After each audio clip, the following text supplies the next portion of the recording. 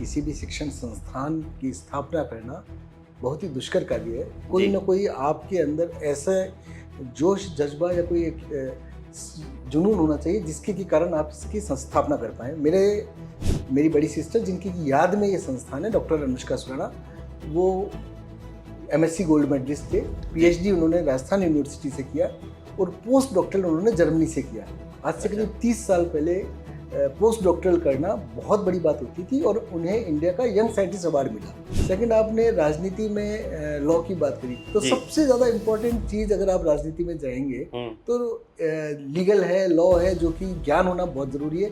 हम कपिल सिब्बल जी की बात करें, अरुण जेटली जी की बात करें, या बड़े जितने भी अच्छे नेता हैं, या उदयपुर में भी हम बात करें, तो करीब करीब सबके पास लॉ की डिग्री है और आज लॉ की डिग्री है, इसीलिए वो बहुत अच्छा कर पा रहे हैं। अब हर पेरेंट्स ये चाह रहा है आज के समय में कि 90% या उससे अबव बच्चों का आए। अभी रिसेंट की बात बताऊँ, मेरा एक फ्रेंड है, उनका बच्चे का जेईई में 98 परसेंटाइल आया।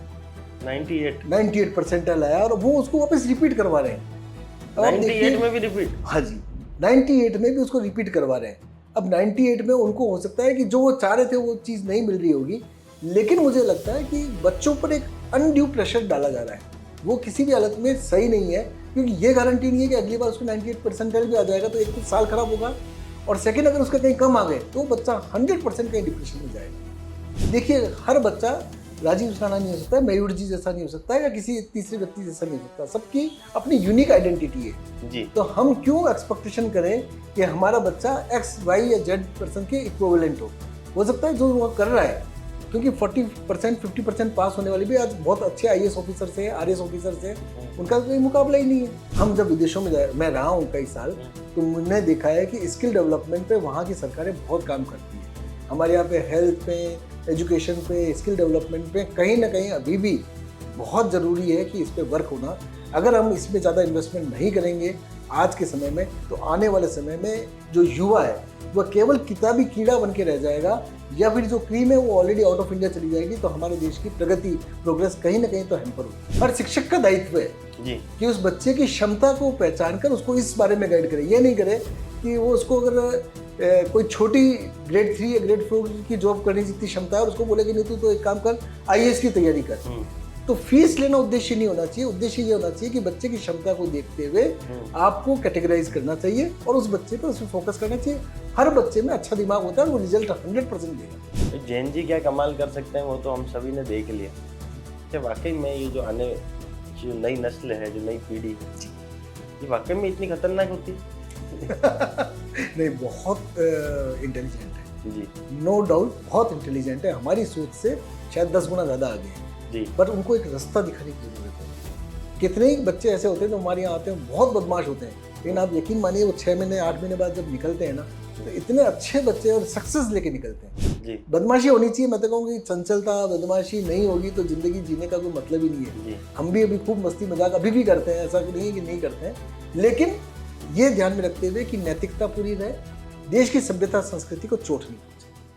नमस्कार, मैं मयूर अलवेला और आप देख रहे हैं हमारा खास कार्यक्रम द अलवेला शो। उसमें आज के जो हमारे मेहमान हैं उनके लिए अगर कुछ बात कहूं तो एक समय था जब हिंदुस्तान में कहावत काफी मशहूर थी कि शिक्षा वो शेरनी का दूध है जो उसको पिएगा वो दहाड़ेगा। पर मौजूदा समय में ये जो कहावत है इसमें कुछ बदलाव यहाँ पर देखे गए हैं कि उच्च शिक्षा और बेहतरीन शिक्षण संस्थान से ली गई जो शिक्षा है वो शेरनी का दूध है और वो उसको जो पिएगा वो जरूर दहाड़ेगा। तो ऐसी ही दहाड़ लगाने के लिए कई छात्रों को ऐसी दहाड़ लगवाने वाले डॉक्टर अनुष्का विधि महाविद्यालय के डॉक्टर राजीव जी सर आज हमारे साथ हैं। सबसे पहले चैनल पे बहुत बहुत स्वागत है सर आपका। धन्यवाद मयूर जी, आपने मुझे इस चैनल पे बुलाया और अपनी बात रखने का मौका दिया। मैं आपको पिछले कई सालों से लगातार सुनता है और हमेशा एक इच्छा रही है कि मैं आपके साथ बैठ कर कुछ वार्तालाप करूं। आज ये मौका मिला है, मुझे आशा ही नहीं पूर्ण विश्वास है कि हम अच्छी बात करेंगे आज जी। सर, आपने शिक्षा जगत में एक क्रांति के जनक भी आप कह सकते हैं आपको, और आपने काफ़ी प्रयास करा कि भाई एक आम व्यक्ति तक अच्छी शिक्षा एक आम व्यक्ति तक पहुँचे जी। कुछ लोगों का परसेंटेज की वजह से सरकारी कॉलेजों में एडमिशन नहीं हो पाता है जी, पर वो एक अच्छी शिक्षा के हकदार जरूर हैं। जी उन्हें वो शिक्षा मुहैया कराने का जो जिम्मा आपने उठाया, जी लगातार आपका पूरा परिवार इसमें लगा रहा। जी 2003 का वो साल है जब आपके पिताजी ने अपने कर कमलों से इस शिक्षण संस्था की नींव रखी थी जी और आज एक वट वृक्ष के रूप में जो है हजारों बच्चों को लाभान्वित कर चुका है। जी। क्या कैसे ये स्वप्न देखा गया, कैसे साकार हुआ, क्या क्या अड़चने आई? मयूर जी, सबसे पहले मैं बताना चाहूँगा कि किसी भी शिक्षण संस्थान की स्थापना करना बहुत ही दुष्कर कार्य है। कोई जी ना कोई आपके अंदर ऐसा जोश, जज़्बा या कोई एक जुनून होना चाहिए जिसके के कारण आप इसकी स्थापना कर पाएँ। मेरे साथ भी, या मैं कहूँ मेरे परिवार के साथ भी यही हुआ। मेरी बड़ी सिस्टर, जिनकी की याद में ये संस्थान है, डॉक्टर अनुष्का सुराणा, वो एमएससी गोल्ड मेडलिस्ट थे। जी। पीएचडी उन्होंने राजस्थान यूनिवर्सिटी से किया और पोस्ट डॉक्टरल उन्होंने जर्मनी से किया। आज से अच्छा। करीब 30 साल पहले पोस्ट डॉक्टरल करना बहुत बड़ी बात होती थी और उन्हें इंडिया का यंग साइंटिस्ट अवार्ड मिला। अच्छा। हमने उनकी बहुत अच्छे घर में शादी कराई। जो हमारे कंवर साहब थे वो भी CA, CS, ICW, MBA थे। शादी की 43 डेज़ बाद ही उनकी सिंगापुर गवर्नमेंट में एज ए साइंटिस्ट जॉब लग गई थी और वो इंडिया हमसे मिलने आ रहे थे अच्छा। और अनलकी उनका एक्सीडेंटल डेथ हो गई। तो शादी की 43 डेज़ बाद ही जब हमने उन्हें खो दिया तो पूरा परिवार एक शॉक में आ गया और डिप्रेशन में चला गया। तब फादर साहब की ये सोच थी कि उनकी बेटी को और मेरी बहन को किसी न किसी रूप में जिंदा रखना है। तो उन्होंने उस टाइम ये सोचा और ये प्रण लिया कि मेरी कर्मस्थली बीकानेर रही है, क्योंकि वो बीकानेर में लॉ में डीन रहे हैं और प्रिंसिपल रहे हैं। उन्होंने जैसे रिटायरमेंट हुआ 2003 में अनुष्का विधि महाविद्यालय की स्थापना करी और वह दिन है और आज का दिन है। हम आप सबके सहयोग से अच्छे कार्य को आगे बढ़ाते आ रहे हैं। जी सर, हमने देखा कि इन दिनों जो लॉ के लिए एक लोगों की माइथोलॉजी बदली है। जी। हर व्यक्ति अपने अधिकारों को जानना चाहता है। कुछ लोग लॉ इसलिए भी करते हैं ताकि अपने अधिकारों को जान सके, उनके अधिकारों का हनन ना हो। जी जी। तो ऐसे भी कुछ लोग हैं जो अपने अधिकारों को जानने के लिए भी लॉ करते हैं। हमने कई छात्र नेताओं को देखा कि वो मतलब जब तक छात्र नेता के पास लॉ की डिग्री नहीं होती उसको वो सर्टिफिकेट नहीं मिलता छात्र नेता का। ऐसे बहुत सारी चीजें हैं। तो लॉ के क्षेत्र में ही जाना, जबकि दीदी जो आपने बताया अनुष्का जी जो थे, स्वर्गीय अनुष्का जी, वो साइंस के फील्ड से थे। बिल्कुल। फिर लॉ का आपने जो ये क्षेत्र में आप लोग गए, इसके पीछे क्या रीजन था? जी, क्योंकि फादर साहब एक्चुअली लॉ में डीन थे जी। तो उन्हें तो वही था कि जिस चीज़ में मैं पारंगत हूँ उसी चीज़ को अगर आगे बढ़ाऊंगा तो मेरे लिए इजी हो जाएगा। जी। तो इसलिए हम लॉ फील्ड में आए। सेकंड, आपने राजनीति में लॉ की बात करी तो सबसे ज़्यादा इम्पोर्टेंट चीज़ अगर आप राजनीति में जाएंगे तो लीगल है, लॉ है, जो कि ज्ञान होना बहुत ज़रूरी है। हम कपिल सिब्बल जी की बात करें, अरुण जेटली जी की बात करें, या बड़े जितने भी अच्छे नेता हैं, या उदयपुर में भी हम बात करें, तो करीब करीब सबके पास लॉ की डिग्री है और आज लॉ की डिग्री है इसीलिए वो बहुत अच्छा कर पा रहे हैं। जी। तीसरी बात अगर हम बात करें कि हम अपने अधिकारों की बात करते हैं, हमारे संविधान में हमारे अधिकारों के साथ साथ हमारे कर्तव्य भी दिए गए हैं। जी। तो हर व्यक्ति आज की डेट में अपने अधिकारों की बात करता है। मुझे लगता है कि हमारे अधिकारों के साथ साथ हमें हमारे कर्तव्यों की भी बात करनी चाहिए। जी सर, एक समय था जब कहते थे कि जब आपका बचपन बीत रहा होगा, जब आपने 10th 12th की परीक्षाएं दी होगी, उस समय 90% आना या फर्स्ट डिवीजन आना अपने आप में एक बहुत खुशी और हर्ष का विषय होता था। पूरे मोहल्ले में सब जने मिठाई वगैरह बांटते थे। जी। पर आज फर्स्ट डिवीजन की तो कोई पूछ ही नहीं है। जी। और हो सकता है कि किसी के 90% भी आ जाए पर उसके पिता के चेहरे पर या बच्चे के चेहरे पर मुस्कान भी ना आए। बिल्कुल सही। क्योंकि उन्होंने उससे ज्यादा कुछ सोच रखा होता है। जी।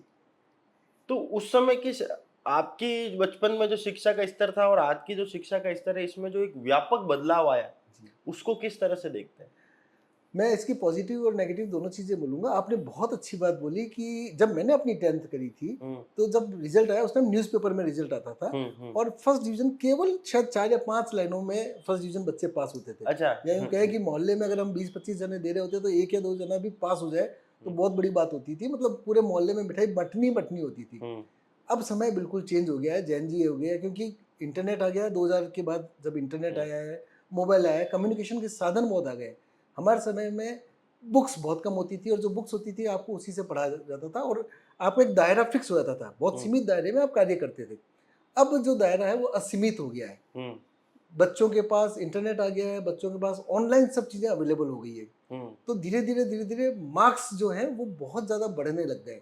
लेकिन मुझे कहीं ना कहीं लगता है ये मार्क्स भी बच्चों के जो डिप्रेशन का कारण हो गया है या सुसाइड के कारण हो गया है, वो इनके कारण ही हो रहा है। तो हर पेरेंट्स, उस टाइम कभी भी कोई पेरेंट्स बोलता पास हो गए बहुत बड़ी बात थी, अब हर पेरेंट्स ये चाह रहा है आज के समय में कि 90% या उससे अबव बच्चों का आवे। अभी रिसेंट की बात बताऊं, एक मेरे एक फ्रेंड है, उनका बच्चे का जेई में 98 परसेंटाइल आया। 98 परसेंटाइल आया और वो उसको वापस रिपीट करवा रहे हैं। 98 में भी रिपीट? हाँ जी, 98 में भी उसको रिपीट करवा रहे हैं। अब 98 में उनको हो सकता है कि जो वो चाह रहे थे वो चीज़ नहीं मिल रही होगी, लेकिन मुझे लगता है कि बच्चों पर एक अनड्यू प्रेशर डाला जा रहा है, वो किसी भी हालत में सही नहीं है, क्योंकि ये गारंटी नहीं है कि अगली बार उसको 98 परसेंटाइल भी आ जाएगा तो एक तो साल खराब होगा, और सेकंड अगर उसका कहीं कम आ गए तो बच्चा 100% कहीं डिप्रेशन में जाएगा। अच्छा, पर सर एक बात मैं जानना चाहता हूँ कि मौजूदा समय में जो बच्चे हमने देखते हैं कि हमने अभी देखा कि दिल्ली में जिस तरह से आंदोलन भी हुआ जी, नीट की परीक्षा में, कई बच्चे पेपर लीक होने के बाद जिन बच्चों को पूरी उम्मीद थी कि हम लोग अच्छा कर पाएंगे, उन लोगों ने आत्महत्या तक जो कृत्य करा। जी, इन सारी चीज़ों को किस तरह से देखते हैं, और क्या वाकई में माँ बाप अपने बच्चों से या गुरुजन अपने बच्चों से इस हद तक उम्मीद लगा बैठते हैं कि बच्चे के नाजुक कंधे उन उम्मीदों को झेल नहीं पा रहे हैं? एग्री हूँ, मैं आपकी बात से बिल्कुल एग्री हूँ। मैं इसमें सबसे बड़ा दोषी अगर मानता हूँ तो पेरेंट्स को और टीचर्स को मानता हूँ, क्योंकि इन दोनों पर ही आज के युवा का भविष्य निर्भर है। जिस जी। तरीके से हम अपने बच्चों को नर्चर करेंगे या जिस तरह से गुरुजन अपने बच्चों को नर्चर करेंगे, उसी तरह से आगे का भविष्य तय होगा। लेकिन हम लोग उनसे इतनी एक्सपेक्टेशंस बांध लेते हैं कि जब बच्चा उन एक्सपेक्टेशंस को पूरा नहीं कर पाता तो वह गलत कदम उठा लेता है। देखिए, हर बच्चा राजीव राणा नहीं हो सकता है, मयूर जी जैसा नहीं हो सकता है, या किसी तीसरे व्यक्ति जैसा नहीं हो सकता। सबकी अपनी यूनिक आइडेंटिटी है जी। तो हम क्यों एक्सपेक्टेशन करें कि हमारा बच्चा एक्स वाई या जेड पर्सन के इक्विवेलेंट हो सकता है जो वो कर रहा है, क्योंकि 40% 50% पास होने वाले भी आज बहुत अच्छे आईएएस ऑफिसर से, आरएएस ऑफिसर से, उनका कोई मुकाबला ही नहीं है। तो क्या सिर्फ हिंदुस्तान को पढ़े लिखे लोगों की खेती चाहिए? क्या हमें अच्छे कुक नहीं चाहिए? क्या हमें अच्छे बैंकर्स नहीं चाहिए? क्या हमें अच्छे रेडियो जॉकी नहीं चाहिए? क्या हमें अच्छे म्यूजिशियन नहीं चाहिए? क्या सिर्फ और जो दायरा है वो किताबों, मतलब जो प्रोफेशनल डिग्रियां हैं उन्हीं तक सीमित रहेगा? बिल्कुल बिल्कुल बिल्कुल बिल्कुल सही बोल रहे हैं आप। कहाँ इलेक्ट्रिशियन, कहाँ प्लम्बर, आपको ये आने वाले समय में मिलेंगे ही नहीं। जी। आज भी हम लोगों को बड़े मुश्किल होता है, क्योंकि जो ये स्किल डेवलपमेंट वाला काम है, ये हमारी सरकार कहीं ना कहीं इसमें पिछड़ रही है। मुझे लगता है हम जब विदेशों में मैं रहा हूँ कई साल, तो मैंने देखा है कि स्किल डेवलपमेंट पे वहाँ की सरकारें बहुत काम करती है। हमारे यहाँ पे हेल्थ पे, एजुकेशन पे, स्किल डेवलपमेंट पे कहीं ना कहीं अभी भी बहुत ज़रूरी है कि इस पर वर्क होना। अगर हम इसमें ज़्यादा इन्वेस्टमेंट नहीं करेंगे आज के समय में, तो आने वाले समय में जो युवा है वह केवल किताबी कीड़ा बन के रह जाएगा, या फिर जो क्रीम है वो ऑलरेडी आउट ऑफ इंडिया चली जाएगी। तो हमारे देश की प्रगति, प्रोग्रेस कहीं ना कहीं तो हैम्पर होगी। सर मैं एक चीज पूछना चाह रहा, कल मैंने एक वेब सीरीज देख रहा था जी, आदर्श बाल विद्यालय, जी, एक वेब सीरीज आई है नई। जी सर। उसमें टीचर ने 3 कैटेगरी बनाई थी, एक मलाई, जी, एक दूध, जी, और एक खुरचन। जी, जी, मलाई वाले बच्चे वो हैं जो बिल्कुल 100% कुछ ना कुछ अच्छा करेंगे। जी, 10th क्लास के रिजल्ट को लेकर वो, मतलब 10th क्लास के एग्जाम को लेकर तैयारी कर रहे थे, तो उन्होंने 3 कैटेगरी में उनको बांटा। जी, तो क्या वाकई में जो गुरु होता है जी, वो भी अपने दिमाग में इस तरह से छटनी करके रखता है कि इन बच्चों पर मुझे ज्यादा मेहनत की आवश्यकता है, ये बच्चे अच्छा करेंगे ही करेंगे? क्या उन लोगों से ज्यादा उम्मीद होती है? और जिन बच्चों जो बिल्कुल लास्ट कैटेगरी में आते हैं उनके लिए एक्स्ट्रा क्लासेस वगैरह ऐसी प्लानिंग आपकी संस्थान भी करती है? बिल्कुल आप सही बोल रहे हैं कि कभी भी, मुझे लगता है शिक्षक के लिए कभी भी भेदभाव नहीं होना चाहिए बच्चों में। जिस दिन आपने भेदभाव करना चालू कर दिया तो वह बच्चा ऑटोमेटिकली, बट कैटेगराइज तो करना पड़ेगा ना उनको कि भाई किस पे कितना जोर देने की जरूरत है। हाँ बिल्कुल, उसमें यह है कि अगर किसी व्यक्ति में अगर नीट क्लियर करने की क्षमता है तो उसको नीट का तैयारी करानी चाहिए, और किसी व्यक्ति में अगर कांस्टेबल बनने की तैयारी करने की क्षमता है तो उसको कांस्टेबल की तैयारी करानी चाहिए। ये हर शिक्षक का दायित्व है जी कि उस बच्चे की क्षमता को पहचान कर उसको इस बारे में गाइड करे। ये नहीं करे कि वो उसको अगर कोई छोटी ग्रेड 3 या ग्रेड 4 की जॉब करने जितनी क्षमता है और उसको बोले कि नहीं तू तो एक काम कर, आईएएस की तैयारी कर। तो फीस लेना उद्देश्य नहीं होना चाहिए। उद्देश्य ये होना चाहिए कि बच्चे की क्षमता को देखते हुए आपको कैटेगराइज करना चाहिए और उस बच्चे पर उसमें फोकस करना चाहिए। हर बच्चे में अच्छा दिमाग होता है और वो रिजल्ट 100% देगा। क्या राजीव जी को लगता है कि मौजूदा समय में शिक्षा में जितना कंपटीशन बढ़ा है, ये बच्चों के लिए फ्रूटफुल है या नुकसानदायक है? इसमें भी मैं दोनों चीज़ें रखना चाहूँगा। जब तक कंपटीशन नहीं बढ़ेगा, संस्थानों पे, फैकल्टीज पे प्रेशर नहीं आएगा अच्छा करने के लिए, जी तो ये करना बहुत ज़रूरी है। कंपटीशन नहीं होगा, लेकिन कंपटीशन होना चाहिए बिल्कुल फेयर कंपटीशन। कंपटीशन ऐसा नहीं होना चाहिए कि आप एक दूसरे का गला काट कर और बच्चों का अहित करें। अभी भी हम एक, अगर आपने ध्यान दिया हो तो कल से एक न्यूज़ चल रही है, दिल्ली में यूपीएससी का बहुत बड़ा संस्थान है जो कि शायद पिछले 40-50 सालों से अकेला ऐसा संस्थान है जो कि राज कर रहा था, लेकिन उसकी हालत आज की डेट में ऐसी हो रखी है कि बच्चे और पेरेंट्स वहाँ पे धरना देके बैठे हुए हैं क्योंकि सिलेबस पूरा नहीं हो रहा है, फैकल्टीज ने छोड़ दिया है। मैं इसमें दोनों बात रखना चाहूँगा कि हो सकता है संस्थान की मैनेजमेंट की भी मिस्टेक हो सकता है कहीं ना कहीं संस्थान के फैकल्टी और स्टाफ की भी मिस्टेक हो। तो सब अगर अपने कॉमन मिलकर अगर हम लोग एक रिस्पॉन्सिबिलिटी लेंगे तो हम अच्छा कर पाएंगे।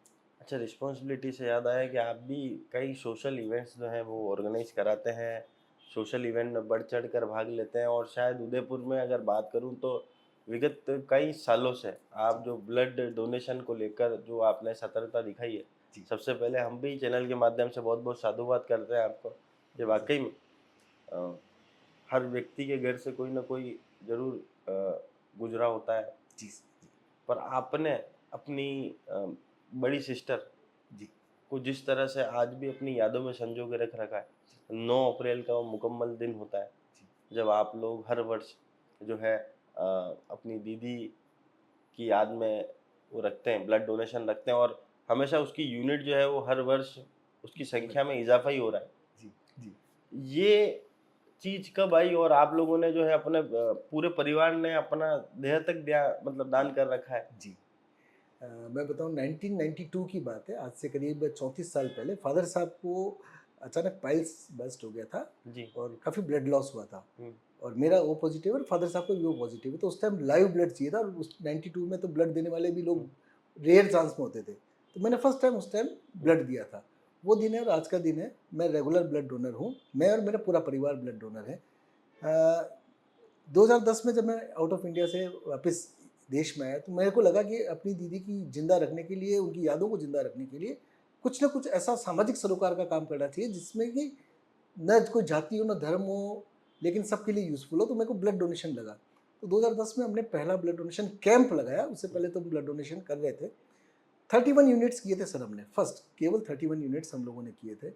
और अभी जब 26 में हमने अभी 9 अप्रैल 2026 को जब ब्लड डोनेट किया तो 435 यूनिट्स हमने किए।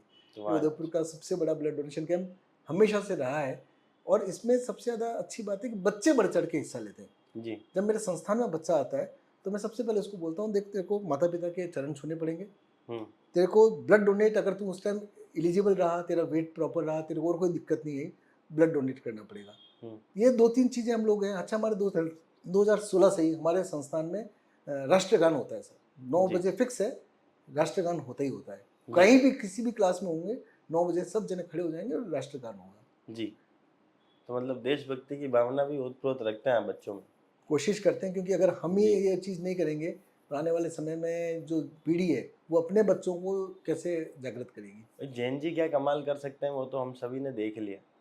क्या वाकई में ये जो आने जो नई नस्ल है, जो नई पीढ़ी है जी, ये वाकई में इतनी खतरनाक होती है? नहीं, बहुत इंटेलिजेंट है जी, नो डाउट, बहुत इंटेलिजेंट है, हमारी सोच से शायद 10 गुना ज़्यादा आगे हैं जी। बट उनको एक रास्ता दिखाने की ज़रूरत है। कितने ही बच्चे ऐसे होते हैं जो हमारे यहाँ आते हैं, बहुत बदमाश होते हैं, लेकिन आप यकीन मानिए वो 6 महीने 8 महीने बाद जब निकलते हैं ना तो इतने अच्छे बच्चे और सक्सेस लेके निकलते हैं जी। बदमाशी होनी चाहिए, मैं तो कहूँगी चंचलता, बदमाशी नहीं होगी तो ज़िंदगी जीने का कोई मतलब ही नहीं है जी। हम भी अभी खूब मस्ती मजाक अभी भी करते हैं, ऐसा नहीं है कि नहीं करते हैं, लेकिन ये ध्यान में रखते हुए कि नैतिकता पूरी रहे, देश की सभ्यता संस्कृति को चोट नहीं पहुँचे। आने वाले 5 सालों में अनुष्का विधि महाविद्यालय को कहाँ देखते हैं? मैं आने वाले 5 सालों में चाहूँगा कि वापस इसी तरह से हम लोग दोनों आपस में बैठें और इस बारे में बात करें। मैं हमेशा से कुछ नया करने की कोशिश करता हूँ। जी। मेरी मन की इच्छा है कि हम लोग एक स्कूल की स्थापना और करें दीदी की याद में। तो 5 सालों का मेरा एक है कि कॉलेज के साथ साथ हम जल्दी ही कोई एक अच्छी जगह लेके एक स्कूल की भी स्थापना करेंगे और गुरुकुल पद्धति में शुरू करने की मेरी एक इच्छा है। हमारी मंशा है, हम आपको बताना चाहते हैं चैनल के माध्यम से जी। कि सर डिप्लोमा जो है कहते हैं कि भाई किताबों का पढ़ा हुआ तो चलो हो सकता है कि आज का कंपटीशन इतना है कि आपका सिलेक्शन हो नहीं हो, जी। वो लक के ऊपर भी निर्भर करता है। जी। पर हाथ का हुनर जो होगा वो आदमी हमेशा कमा खाएगा। जैसा आपने अभी अपनी बात नहीं बताया था कि आने वाले समय में सरकार को इस ओर ज़्यादा ध्यान देना होगा। हम चाहते हैं कि इसकी पहल आप भी करें और एक डिप्लोमा कॉलेज की आप भी नींव रखें सर। बिल्कुल आपने कहा है तो इसमें ज़रूर वर्कआउट करेंगे और आपके साथ मैं बैठूंगा इस बारे में और डिस्कस करेंगे जी। कि किस तरीके से हम लोगों को कुछ कोर्सेज में रहना है। ज़रूर करेंगे क्योंकि शिक्षा जगत में हम लोग हैं और आपकी राय हम लोगों के लिए बहुत इम्पोर्टेंट रोल जी। अदा करेगी। जी।